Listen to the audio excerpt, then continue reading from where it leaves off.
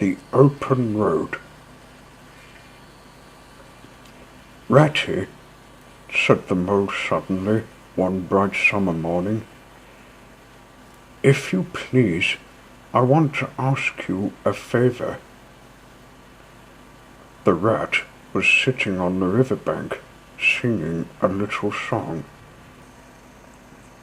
He'd just composed it himself, so he was very taken up with it, and would not pay proper attention to Mo or anything else.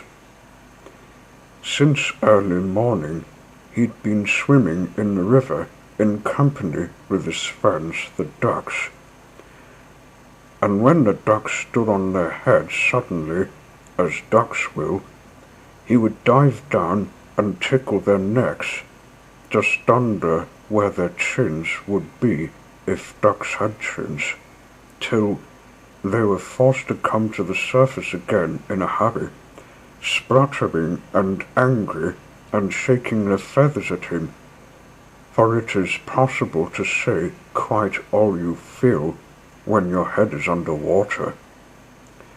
At last they implored him to go away and attend to his own affairs and leave them to mind theirs. So the rat went away and sat on the riverbank in the sun and made up a song about them, which he called "All along the backwater through the rushes tall, ducks are a-dabbling up tails all. Ducks' tails, drakes' tails, yellow feet a-quiver, yellow bills all out of sight, busy in the river, slushy green undergrowth where the roach swim. Here we keep our larder, cool and full of dim. Everyone for what he likes, we like to be. Heads down, tails up, dabbling free. High in the blue above, swift swell and call, we are down a-dabbling, up tails all."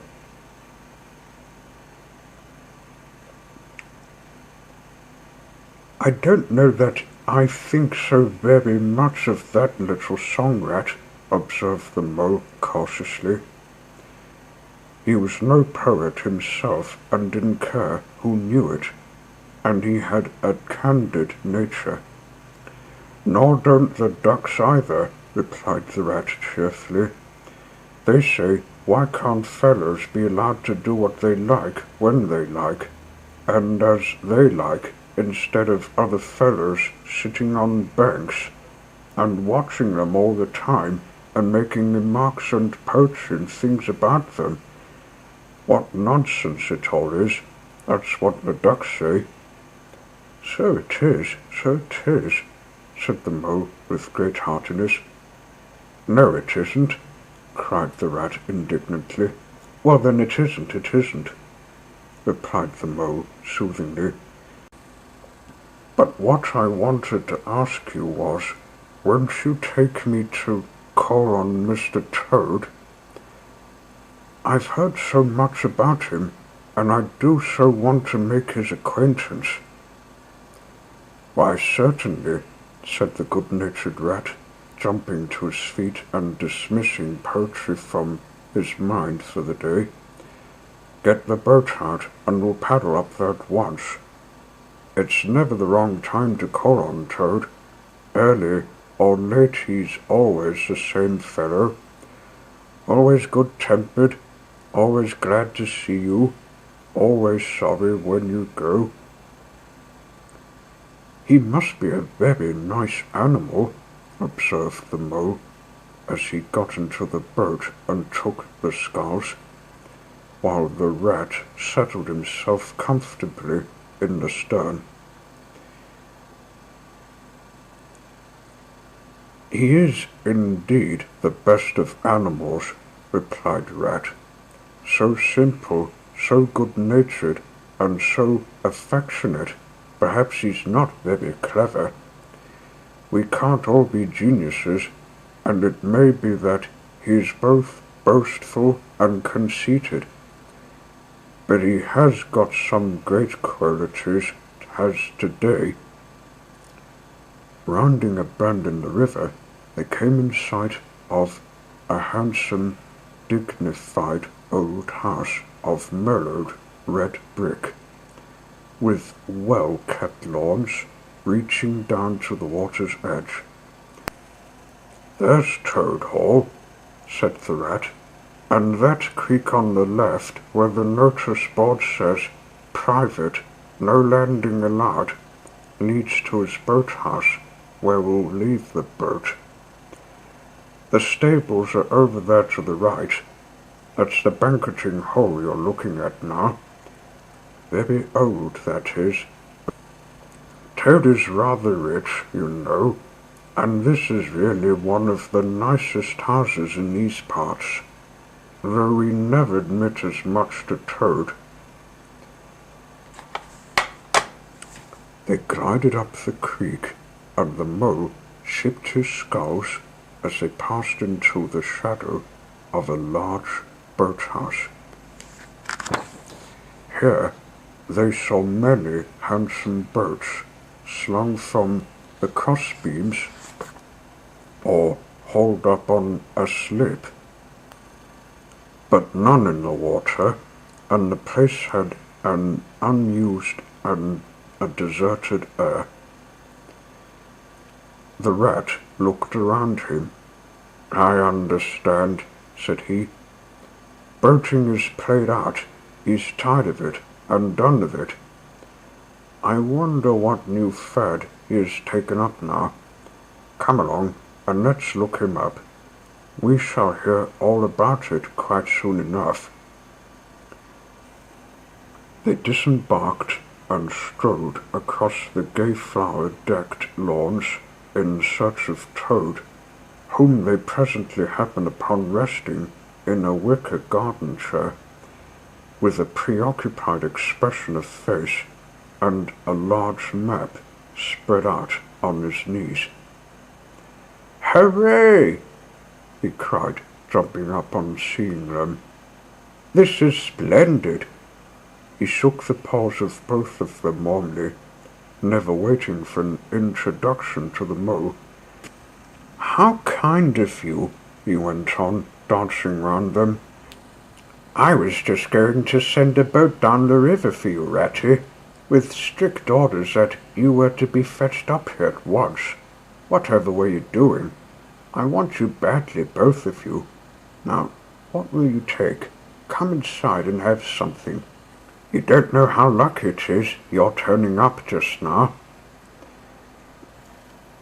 "Let's sit quiet a bit today," said the rat, throwing himself into an easy chair, while the mole took another by the side of him and made some civil remark about Toad's delightful residence. "Finest house on the whole river," cried Toad boisterously, "or anywhere else for that matter," he could not help adding. Here the rat nudged the mole. Unfortunately, the Toad saw him do it, and turned very red. There was a moment's painful silence. Then Toad burst out laughing. "All right, Ratty," he said. "It's only my way, you know. And it's not such a very bad house, is it? You know you rather like it yourself. Now look here, let's be sensible. You are the very animals I wanted. You've got to help me. It's most important." "It's about your rowing, I suppose," said the rat with an innocent air. "You're getting on fairly well, though you splash a good bit still. With a great deal of patience and any quantity of coaching you may—" "Oh, pooh, boating!" interrupted the Toad, in great disgust. "Silly boyish amusement. I've given that up long ago. Sheer waste of time, that's what it is. It makes me downright sorry to see you fellows, who ought to know better, spending all your energies in that aimless manner. No, I've discovered the real thing, the only genuine occupation for a lifetime. I propose to devote the remainder of mine to it, and can only regret the wasted years that lie behind me, squandered in trivialities. Come with me, dear Ratty, and your amiable friend also, if he will be so very good, just as far as the stable yard, and you shall see what you shall see. He led the way to the stable yard accordingly, the rat following with a most mistrustful expression, and there, drawn out of the coach-house into the open, they saw a gypsy caravan shining with newness, painted a canary yellow, picked out with green and red wheels. "There you are," cried the toad, straddling and expanding himself. "There's real life for you, embodied in that little cart, the open road, the dusty highway, the heath, the common, the hedgerows, the rolling downs, camps, villages, towns, cities, here today, up and off to somewhere tomorrow. Travel, change, interest, excitement, the whole world before you, and a horizon that's always changing. And mind, this is the very finest cart of its sort that was ever built, without any exception. Come inside and look at the arrangements. Planned them myself, I did." The mole was tremendously interested and excited, and followed him eagerly up the steps and into the interior of the caravan. The rat only snorted and thrust his hands deep into his pockets, remaining where he was. It was indeed very compact and comfortable. Little sleeping bunks, a little table that folded up against the wall, a cooking stove, lockers, bookshelves, a bird cage with a bird in it, and pots, pans, jugs, and kettles of every size and variety. "All complete," said the toad triumphantly, pulling open a locker. "You see, biscuits, potted lobster, sardines, everything you can possibly want. Soda water here. Back in there, letter paper, bacon, jam, cards, and dominoes you'll find," he continued, as they descended the steps again. "You'll find that nothing whatever has been forgotten when we make our start this afternoon." "I beg your pardon," said the rat slowly, as he chewed a straw, "but did I overhear you say something about we, and start, and this afternoon?" "Now, you dear good old Ratty," said the toad imploringly, "don't begin talking in that stiff and sniffish sort of way, because you know you've got to come. I can't possibly manage without you, so please consider it settled, and don't argue. It's the one thing I can't stand. You surely don't mean to stick to your dull, fusty old river all your life, and just live in a hole in a bank and boat. I want to show you the world. I'm going to make an animal of you, my boy." "I don't care," said the rat doggedly. "I'm not coming, and that's flat, and I am going to stick to my old river and live in a hole and boat, as I've always done, and what's more, Mole's going to stick with me and do as I do, aren't you, Mole?" "Of course I am," said the mole loyally. "I'll always stick to you, Rat, and what you say's to be has got to be. All the same, it sounds as if it might have been, well, rather funny, Mo," he added wistfully. Poor Mo. The life adventures are so new a thing to him, and so thrilling. and this fresh aspect of it was so tempting, and he had fallen in love at first sight with the canary-coloured cart and all its little figments. The rat saw what was passing in his mind and wavered. He hated disappointing people, and he was fond of the mole and would do almost anything to oblige him. Toad was watching both of them closely. "Come along in and have some lunch," he said diplomatically, "and we'll talk it over. We needn't decide anything in a hurry. Of course, I don't really care. I only want to give pleasure to you fellows.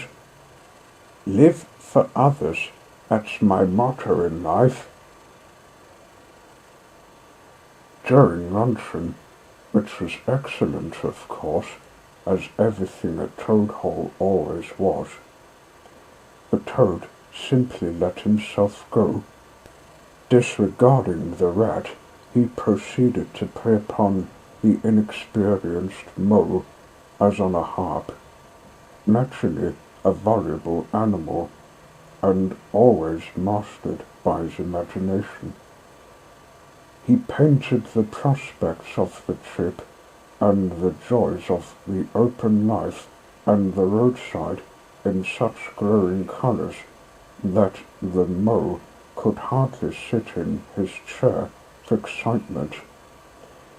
Somehow, it soon seemed taken for granted by all three of them that the trip was a settled thing, and the rat, though still unconvinced in his mind, allowed his good nature to override his personal objections.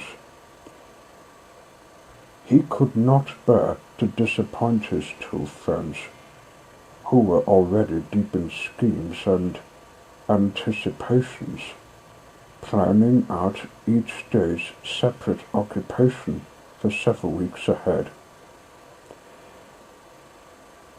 When they were quite ready, the now triumphant Toad led his companions to the paddock and set them to capture the old grey horse, who, without having been consulted, and to his own extreme annoyance, had been told off by Toad for the dustiest job in this dusty expedition. He frankly preferred the paddock, and took a deal of catching. Meantime, Toad packed the lockers still tighter with necessaries, and hung nosebags, nets of onions, bundles of hay, and baskets from the bottom of the cart. At last the horse was caught and harnessed, and they set off, all talking at once, each animal either trudging by the side of the cart or sitting on the shaft as the humour took him. It was a golden afternoon. The smell of the dust they kicked up was rich and satisfying. Out of thick orchards on either side of the road, birds called and whistled to them cheerily. Good-natured wayfarers passing them gave them good day, or stopped to say nice things about their beautiful cart, and rabbits sitting at their front doors in the hedgerows held up their forepaws and said, "Oh my, oh my, oh my." Late in the evening, tired and happy and miles from home, they drew up on a remote common far from habitations, turned the horse loose to graze, and ate their simple supper, sitting on the grass by the side of the cart. Toad talked big about all he was going to do in the days to come, while stars grew fuller and larger all around them, and the yellow moon, appearing suddenly and silently, from nowhere in particular, came to keep them company and listen to their talk. At last, they turned into their little bunks in the cart, and Toad, kicking out his legs, sleepily said, "Well, good night, you fellows. This is the real life for a gentleman. Talk about your old river." "I don't talk about my river," replied the patient rat. "You know I don't, Toad." "But I think about it," he added pathetically in a lower tone. "I think about it all the time." The mole reached out from under his blanket, felt for the rat's paw in the darkness, and gave it a squeeze. "I'll do whatever you like, Ratty," he whispered. "Shall we run away tomorrow morning, quite early, very early, and go back to our dear old hole on the river?" "No, no, we'll see it out," whispered back the rat. "Thanks awfully. But I ought to stick by Toad till this trip is ended. It wouldn't be safe for him to be left to himself. It won't take very long. His fads never do. Good night." The end was indeed nearer than even the rat suspected. After so much open air and excitement, the Toad slept very soundly, and no amount of shaking could rouse him out of bed next morning. So the mole and rat turned to, quietly and manfully, and while the rat saw to the horse and lit a fire and cleaned last night's cups and plates and got things ready for breakfast, the mole trudged off to the nearest village, a long way off, for milk and eggs and various necessaries the Toad had, of course, forgotten to provide. The hard work had all been done, and the two animals were resting, thoroughly exhausted. By the time Toad appeared on the scene, fresh and gay, remarking what a pleasant, easy life it was they were all leading now, after the cares and worries and fatigues of housekeeping at home. They had a pleasant ramble that day over grassy downs and along narrow by-lanes, and camped as before on a common, only this time the two guests took care that Toad should do his fair share of work. In consequence, when the time came for starting next morning, Toad was by no means so rapturous about the simplicity of the primitive life, and indeed attempted to resume his place in his bunk, whence he was hauled by force. Their way lay, as before, across country by narrow lanes, and it was not till the afternoon that they came out on the high road, the first high road, and there disaster, fleet and unforeseen, sprang out on them. Disaster momentous indeed to their expedition, but simply overwhelming in its effect on the after-career of Toad. They were strolling along the high road easily, the mole by the horse's head, talking to him since the horse had complained that he was being frightfully left out of it, and nobody considered him in the least. The Toad and the water rat walking behind the cart, talking together. At least Toad was talking, and Rat was saying at intervals, "Yes, precisely, and what did you say to him?" And thinking all the time of something very different, when far behind them they heard a faint warning hum like the drone of a distant bee. Glancing back, they saw a small cloud of dust with a dark center of energy advancing on them at incredible speed, while from out of the dust a faint poop, poop wailed like an uneasy animal in pain.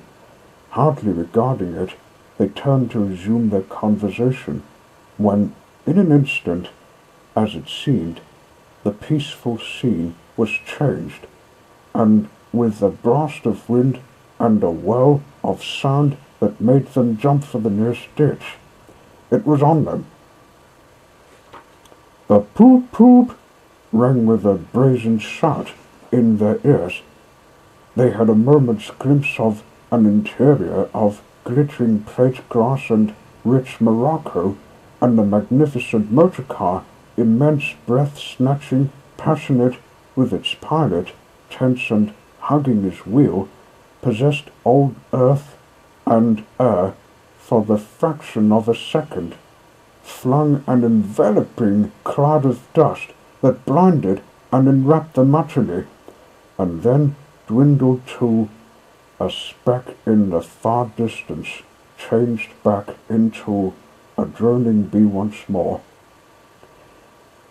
The old grey horse, dreaming as he plodded along of his quiet paddock in a new, raw situation such as this, simply abandoned himself to his natural emotions, rearing, plunging, backing steadily, in spite of all the mole's efforts at his head, and all the mole's lively language directed at his better feelings.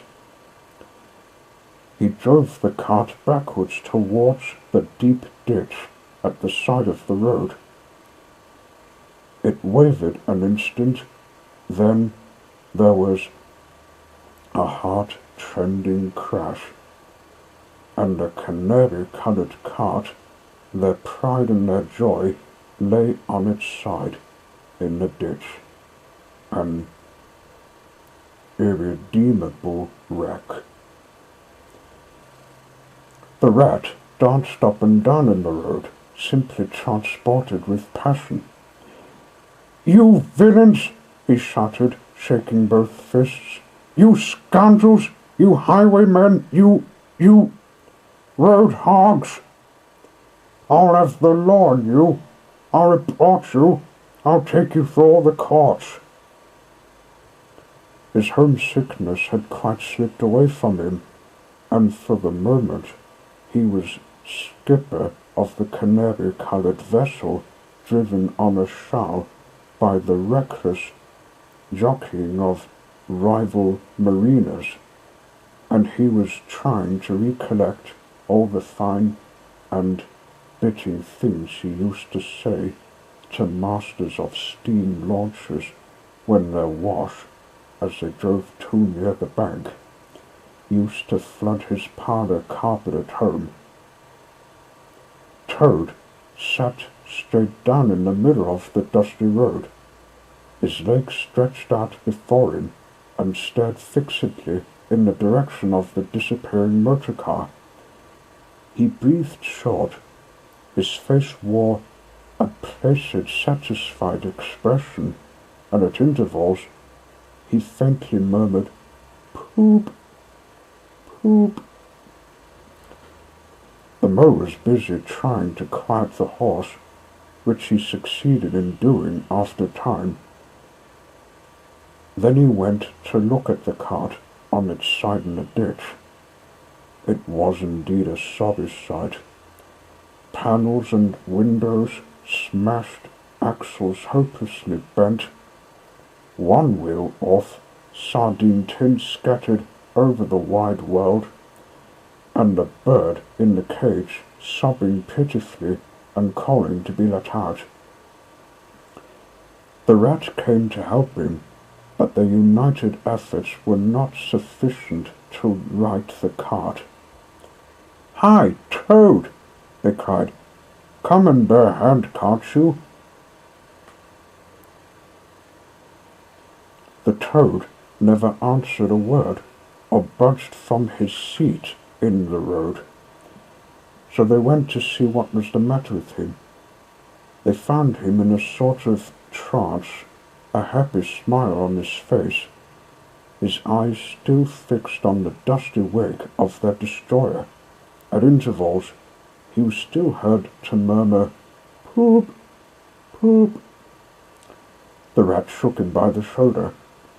"Are you coming to help us, Toad?" he demanded sternly. "Glorious, stirring sight," murmured Toad, never offering to move. "The poetry of motion, the real way to travel, the only way to travel, here today, in next week, tomorrow. Villages skipped, towns and cities jumped, always somebody else's horizon. Oh bliss, oh pooh, oh my, oh my." "Oh, stop being an ass, Toad," cried the mole despairingly. "And to think I never knew," went on the toad in a dreamy monotone. "All those wasted years that lie behind me, I never knew, never even dreamt, but now that I know, now that I fully realize, oh, what a flowery track lies spread before me. Henceforth, what dust clouds shall spring up behind me as I speed on my reckless way? What carts I shall fling carelessly into the ditch in the wake of my magnificent onset? Horrid little carts, common carts, canary-coloured carts." "What are we to do with him?" asked the mole of the water rat. "Nothing at all," replied the rat firmly, "because there is really nothing to be done. You see, I know him from of old. He's not possessed. He has got a new craze, and it always takes him that way, in its first stage. He'll continue like that for days now, like an animal walking in a happy dream, quite useless for all practical purposes. Never mind him. Let's go and see what there is to be done about the cart." A careful inspection showed them that, even if they succeeded in righting it by themselves, the cart would travel no longer. The axles were in a hopeless state, and the missing wheel was shattered into pieces. The rat knotted the horse's reins over his back and took him by the head, carrying the birdcage and its hysterical occupant in the other hand.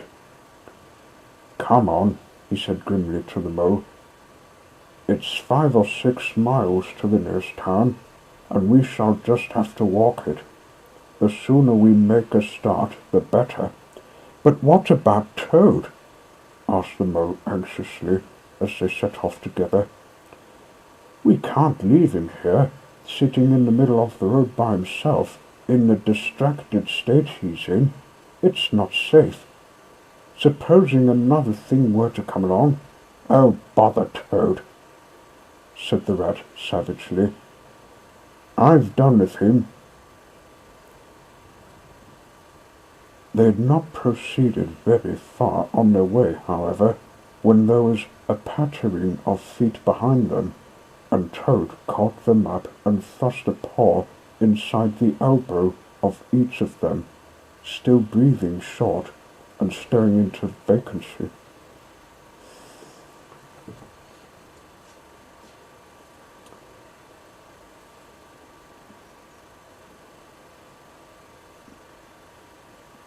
"Now look here, Toad," said the rat sharply.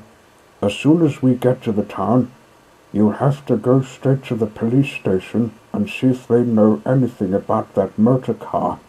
and who it belongs to, and lodge a complaint against it. And then you'll have to go to a blacksmith's or a wheelwright's and arrange for the cart to be fetched and mended and put to rights. It'll take time, but it's not quite a hopeless smash. Meanwhile, the Mo and I will go to an inn and find comfortable rooms where we can stay till the cart's mended, until your nerves have recovered their shock. Police station complaint, murmured Toad dreamily. Me complain of that beautiful, that heavenly vision that has been vouchsafed me. Mend the cart. I've done with carts forever. I never want to see the cart or hear of it again. Oh, Ratty, you can't think how obliged I am to you for consenting to come on this trip. I wouldn't have gone without you. And then I might never have seen that swan, that sunbeam, that thunderbolt. I might never have heard that entrancing sound or smelt that bewitching smell. I owe it all to you, my best of friends. The rat turned from him in despair. You see what it is, he said to the Mole, addressing him across Toad's head. He's quite hopeless. I give it up. When we get to the town, we'll go to the railway station, and with luck, we may pick up a train there that will get us back to the riverbank tonight. And if ever you catch me going a-pleasuring with this provoking animal again, he snorted, and during the rest of that weary trudge, addressed his remarks exclusively to Mo.